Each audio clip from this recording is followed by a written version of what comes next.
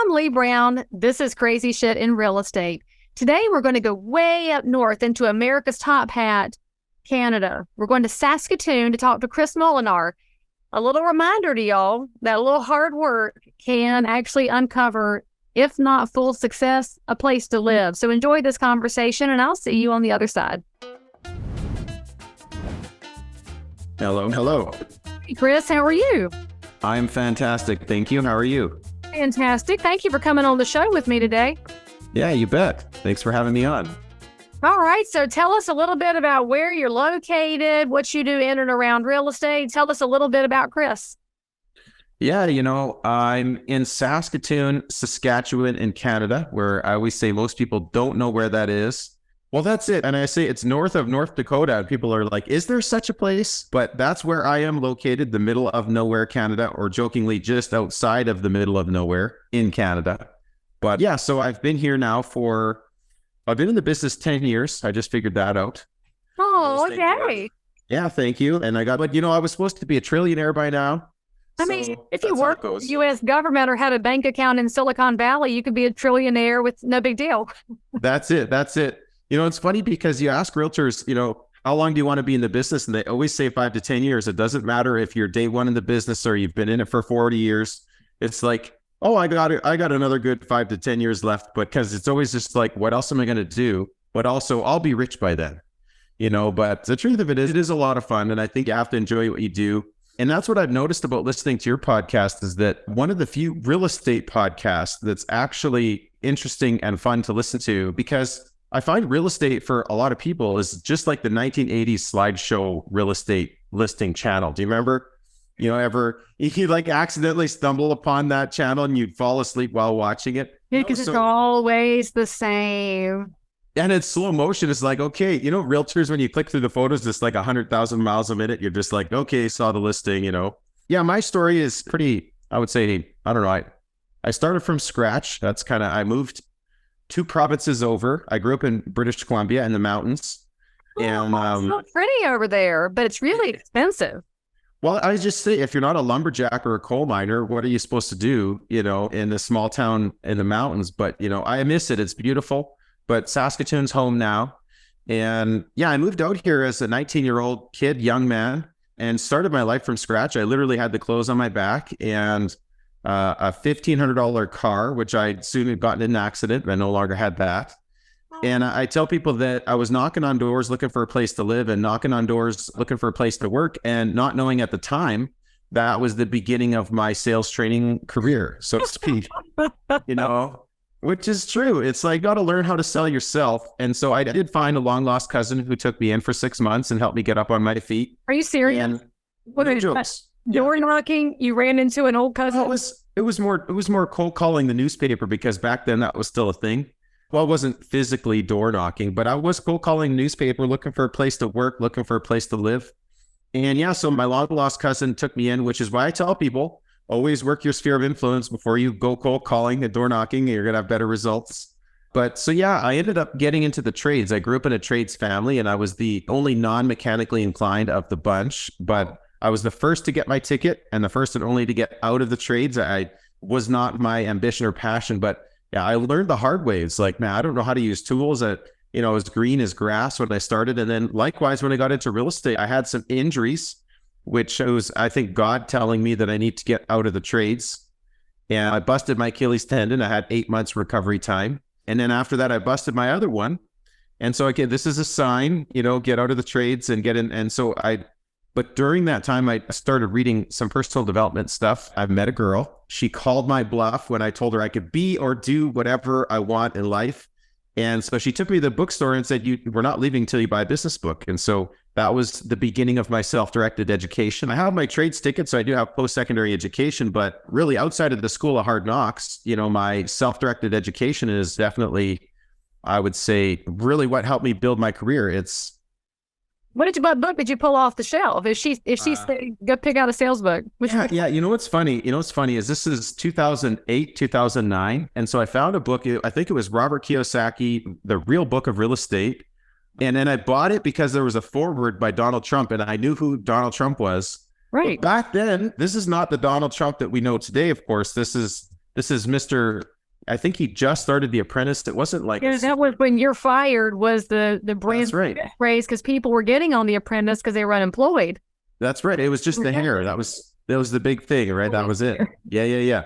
So I'm not a huge Trump supporter, but don't accept nor deny American politics. But I find that I watch it closer than Canadian politics.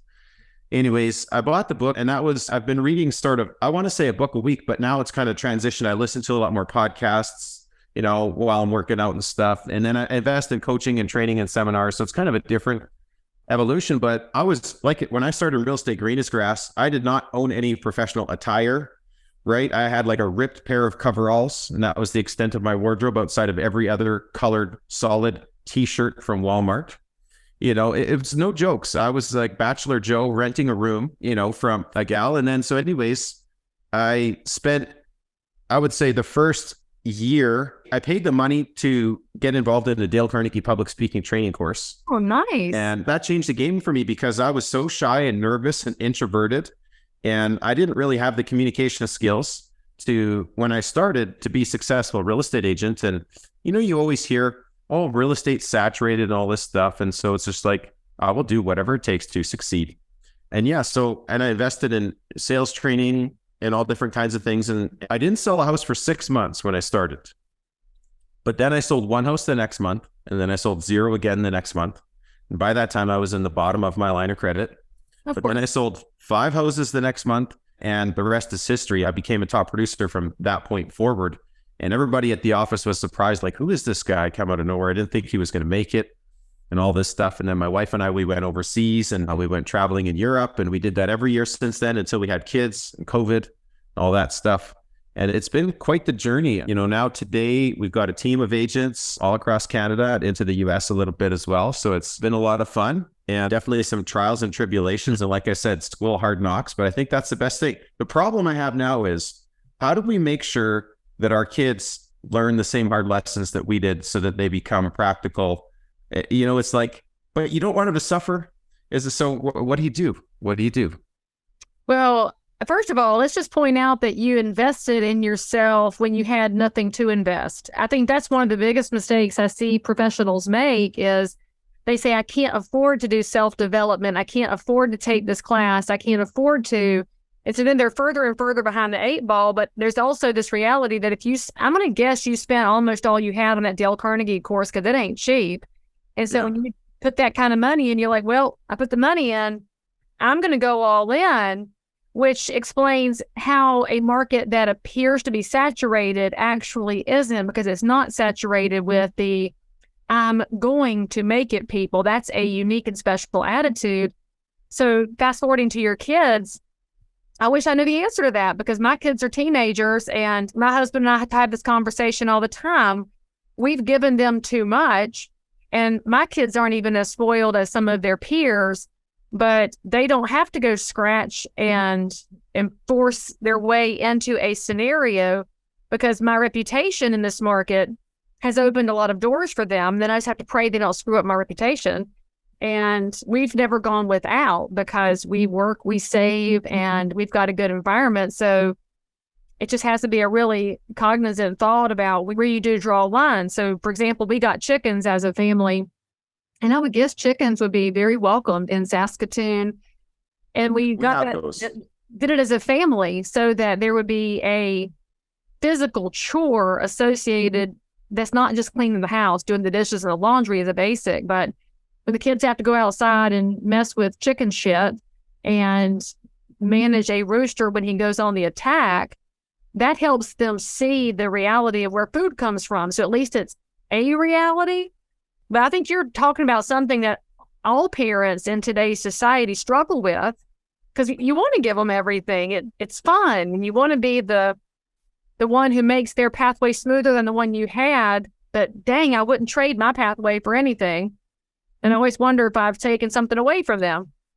Yeah, but you know what? That's why I think doing this kind of stuff is important. Podcasting, being a content creator, because I think what you can give to your kids, the content that you create that tells your story is more important and valuable than any trust fund that they could come into. So one of my favorite podcasts is actually Canadian. It's on the, let's see, is it a CBC one? Oh, it's Apostrophe Network.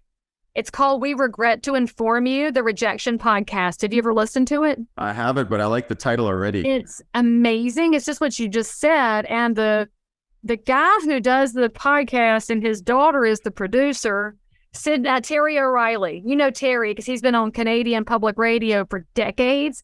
And his daughter, Sydney, started this out of an Airstream trailer because she wanted to tell some of these stories. And the episodes are wildly all over the place. I mean, you have basketball players and screenwriters and musicians and all kinds of people who just got beat down and they kept coming back. And I've listened to that with my kids, because especially if it's somebody they've heard of, because it helps them know that even the most vaunted people have had their knees cut out from under them. So We Regret to Inform You, the Rejection podcast. That's what it looks like. It's the little hand up.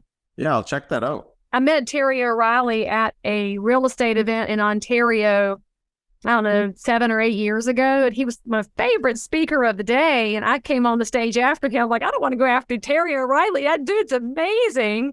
And he starts this podcast and it's like candy. It's healthy candy, I guess. Yeah, that's cool. And I think people need that, but I also think that you have to be strict with your kids too. Because, if you have a disciplined parent who has I don't want to say has their life together, but like has maybe sections of their life together, I should say. Right, sections can be together. That's just real life, but it's just like, you have to be strict with your kids. And sometimes, maybe growing up in a family like that would be more strict than it would be when it's kind of like loosey-goosey. But then you got to find your own way, which is half the battle, so there you have it. Real estate, because there's so many pathways in real estate, which I find to be one of the least talked about parts of this profession. I went and spoke to a high school last week. The marketing professor wanted me to come talk about real estate. And some of those kids have no intention of going to college. Well, I can talk to them about a surveyor profession, an appraiser profession. They could be all kinds of things in and around real estate, including a practicing agent. All you got to be is an 18-year-old with a high school diploma in the U.S. So they didn't know about those pathways, but the conversation then went towards investing. And as it turns out, this bunch of 17 and 18-year-olds is trying to figure out how to create mailbox money so they can choose not to work 10 years from now. And I was like, what a different group of thinkers than my high school class, which in the dark ages when I graduated from high school, it wasn't everybody went to college. So it was a goal to go to college. And now I think we've moved into a space of, we may have sent some of the wrong people to college, and maybe they would do better in a different endeavor. And real estate's got a million pathways, from selling to brokering to all of the different specialties, plus the training and the coaching side of it, which you don't even see until you hit a level of success, which obviously that's where you're tapping in now that your team is operating so you can go make them better.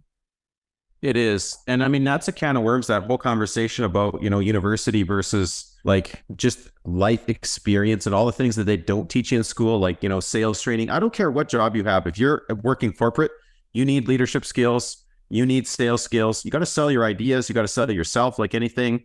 And they just don't teach that in school. Like, okay, I'm going to ask you a question. Yes. I love how you keep saying things that are reminding me of other cool things.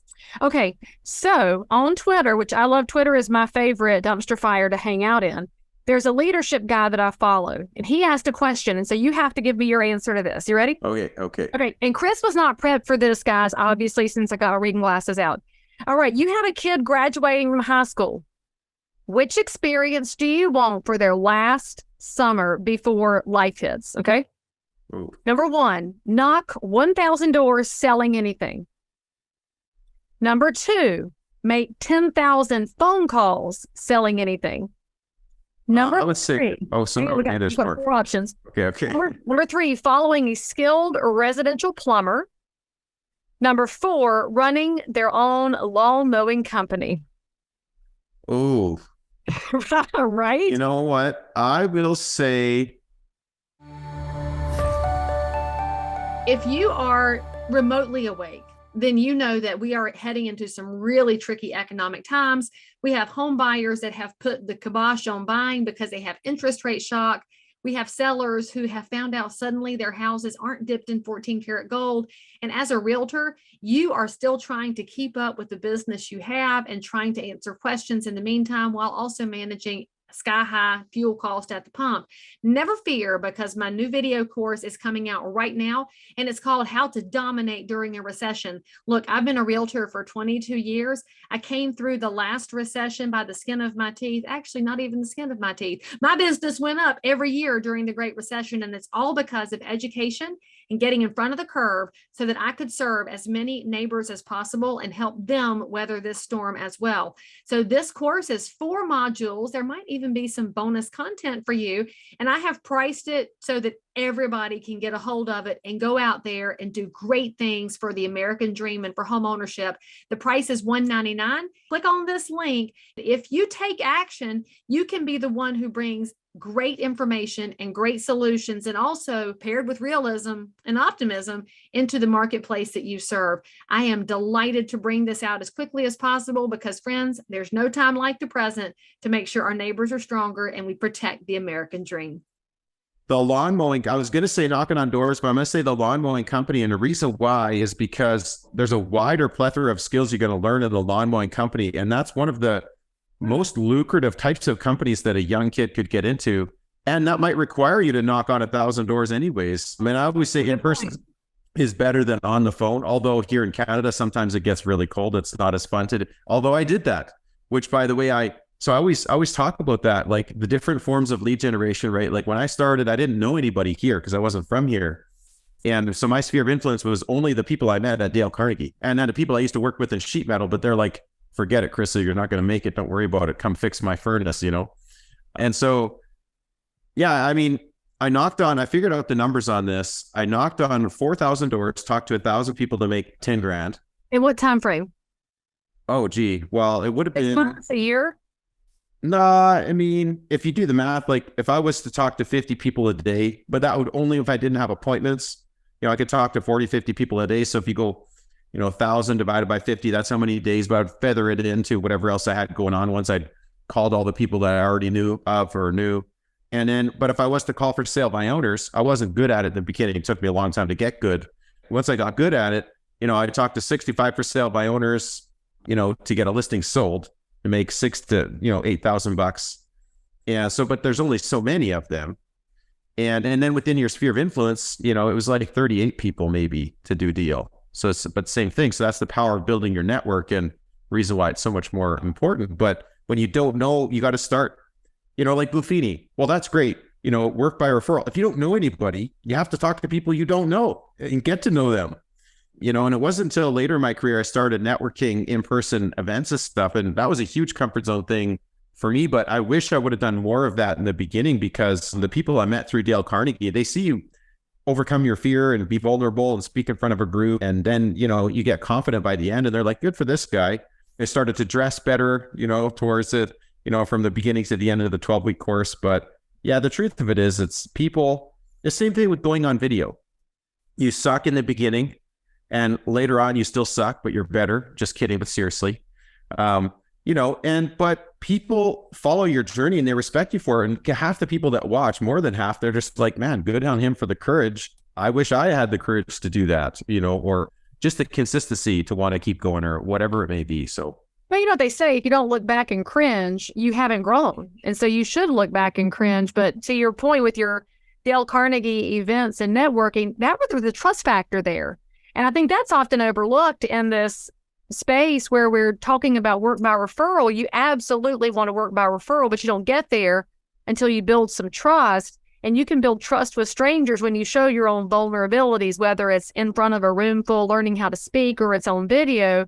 So I think that's a great point, well taken, that I think we would all wish we could go back earlier in our career and do more of those really good positive activities because we grow and we build business at the same time. And frankly, if you're building your business and not growing, then that's just kind of dreadful. Then your numbers game is not getting any better. I also noticed, your numbers really well.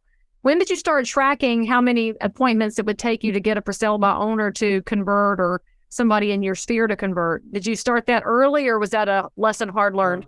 Yeah, it's definitely a lesson learned. I took sales training from Mike Ferry, the original OG. The original, yep. Yeah. And so he always hammered that in and track your numbers. And so I'm a numbers guy, but I sometimes overthink the numbers. So that's a problem too. I'm over analytical, what do they say? Analysis paralysis. But no, I found a lot of comfort in the numbers because even when you suck, they say you can make up for in numbers what you lack in skill in the beginning. And so that was definitely my story. But once you know the ratio, then you can even track how your ratio improves. And then also where to spend your time, where you're making money, what makes you, more money long-term, and short-term. So I find comfort in that. It's less about, as long as there is a ratio, then I know that I can do this and get this result. And that's one thing I find that so many agents, even you get into personalities, but like people that have an expressive personality that are naturally great salespeople or a driver personality who are straight to the point, they get things done. If they don't track their numbers, which is quite common, they get extremely good success in the beginning because they're inspired or motivated, brand new with their license. But then they're like, oh my goodness, I don't know how any of that took place. I don't know how to repeat it and duplicate it. And so for me, yeah, it was a slow start, but it's like by the time it's like a gift. This is me. It's a gift and a curse. It takes me forever to learn anything. So what I have learned is that if it's going to take me forever to learn anything, I might as well pick something that's most valuable. And then the gift part of it is by the time I learn something, I've went through all the trials and tribulations from every angle that now I know it well enough that I can teach it to anybody like the back of my hand. So it's like leadership skills, sales skills, public speaking, personal finance, they seem like basic things, but they don't teach it in school. And you got to focus on, you can do anything in life, but you can't do everything. So you got to pick something. The ability to make decisions. That's the thing with kids. And same thing that we're talking about is if you have all the opportunities in the world, like today we do with the internet, social media, Google, and even now with artificial intelligence, it's just like you could literally do anything with your life.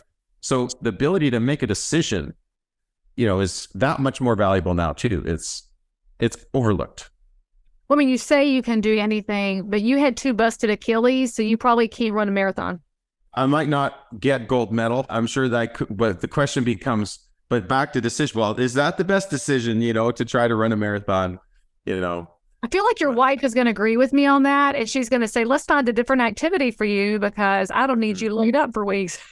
That's right. There's nothing wrong with walking to get your exercise or, we got a rowing machine now, it's a good one. That's right. Just the upper body, different muscles. No sudden moves. So you've been in and out of the real estate business, different angles over the last decade. That means you have to have seen some kind of crazy shit that you saw it and you said, am I seriously in the middle of this? So I know my audience is dying to hear a good Canuck story. So you can say a boat one more time. A boat. I love that.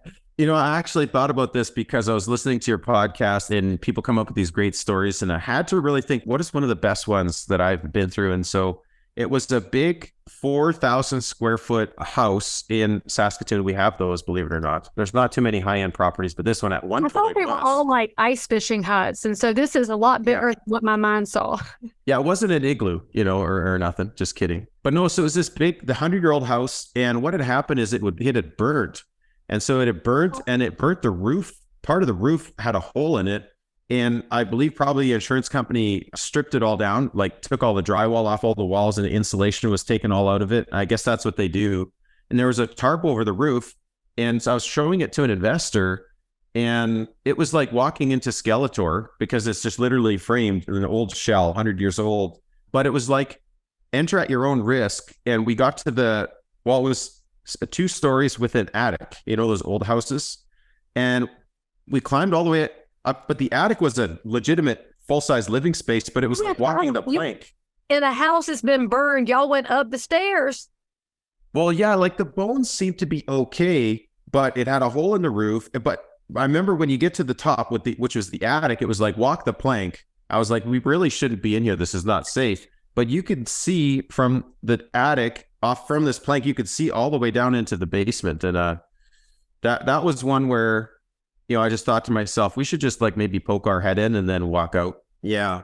I would get straight vertigo just from the idea of being in an attic and looking down to the basement. I feel like I have vertigo and it wasn't me in the house. Yeah, it was a giant house. I don't know how many times working with investors, when you take the plywood off and go in, it's like, maybe we shouldn't go in, you know?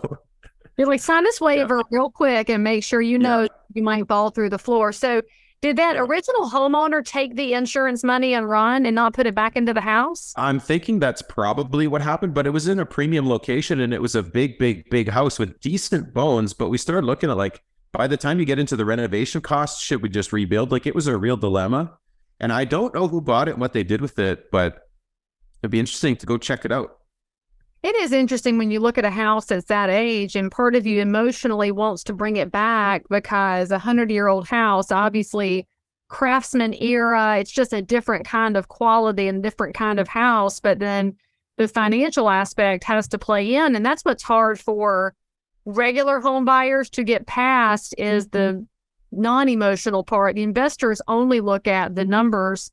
The homeowner looks at the emotion, and the realtor has to bring the two together. You should totally look that up and go drive by it and see what they did to it and see if they saved it. Yeah, I think I will. Hopefully it's not a condo building now, because that would be depressing. Yeah, that would be unfortunate. So, Chris, if somebody wants to reach out to you to learn more about your career, your sales and coaching and life in Saskatoon, what's the best way for them to find you? Yeah, I say look me up on Instagram, Chris Molenaar. My last name's Molenaar. Or you can look me up on YouTube, same thing. Get to know a little bit more what I'm about, and definitely happy to connect for sure. Why is your handle not Chris the Canadian? That's easier to spell than Molenaar. I don't know, maybe I should pick a very easier tagline. But see, building the name, right? So there you go. It'll be recognizable. That's true. And for those of y'all that didn't write it down and now in your head it's Chris the Canadian, you don't remember it's Molenaar, don't worry, because all of his handles, information, website, and phone numbers are in the show notes for this episode. So you can reach out and ask any questions and hear more about this kind of persistence, because that's what it's going to take as the markets continue to express some volatility. But hey, houses are bought and sold no matter what, so you may as well be the one that's selling them. Chris, thank you so much for coming on the show and giving us a little bit of insight and then playing along with two surprise pieces of information that you brought to me. So I love that. It was a lot of fun. Thank you so much. All right, guys, make sure you say something nice in the comments. And I actually want to hear what you would do of those 4 options for that young person, whether it's knock 1,000 doors, make 10,000 phone calls, follow a plumber, or start a landscaping, lawn mowing business. We want to hear what you would do. And then make sure that you hit the bell and come back and visit us over here on Crazy Shit. Chris, thanks, and we'll see you next time. You bet. So if you found value in this episode, please like and subscribe to this channel, turn on the bell, and catch another amazing episode by clicking above. Crazy Shit in Real Estate is also available in all of your normal podcast apps. So if that's where you like to hang out, go find me, click subscribe, and most importantly, leave me a review that says you think I'm awesome, my guests are awesome, or this content is just exactly what you were looking for. And then, by the way, if there's something you need, you want to learn about something, you can comment below anytime. You can also send me a direct message if you need to remain anonymous. No judgment. But anyway, I'll only judge if you forget to subscribe and click. I'll see you next time.